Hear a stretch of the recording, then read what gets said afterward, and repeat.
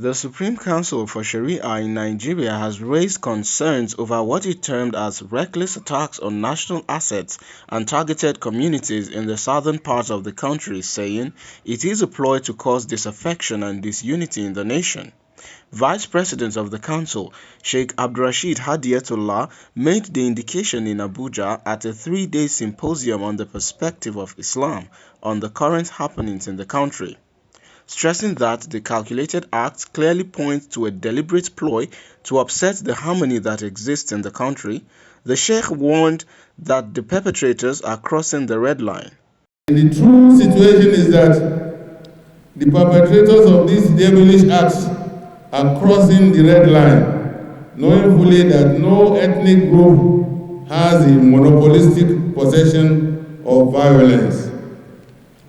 It is heartbreaking that bloodletting in this part of the world is becoming a norm, with daily occurrences of unimaginable violent crimes against innocent citizens going on unabated. He added that the council, in view of the development, is organizing a symposium to chart the way forward. Muslims are brothers, irrespective of their ethnic or tribal inclinations, and to reject calculated plan to divide us along ethnic and tribal sentiments, which will further cause disunity among the Muslims.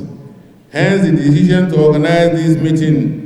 The guest speaker at the conference, Dr. Hakeem Baba Ahmed, in his presentation highlighted various challenges confronting the nation's socio-economic development and harped on the need to keep the country from disintegrating before 2023. The nation has paid a very high price for some of these weaknesses in the strategies adopted in political competition.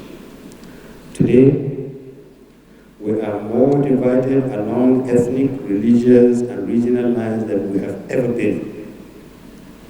We see evidence of failure of political leaders to manage our pluralism and create less stress in many of our experiences. We are yet to come to terms with the roots and development of Boko Haram as an uprising against a state that had no capacity to remove its underpinnings, that is, Boko Haram's underpinnings, before it became the phenomenon that it is. We still fail to understand that limiting the practice and scope of faith when it does not threaten other basic rights of other faiths is a major source of conflict. Our perception of secularism is severely limiting and damaging because it fails to define the rights of citizens to live in accordance with their faith and still be Nigerian. We see this in the controversy over Muslim schoolgirls wearing hijab in Kwara State, in the infantile provocations that about Arabic characters in our currencies, and in numerous skirmishes over access to places of worship.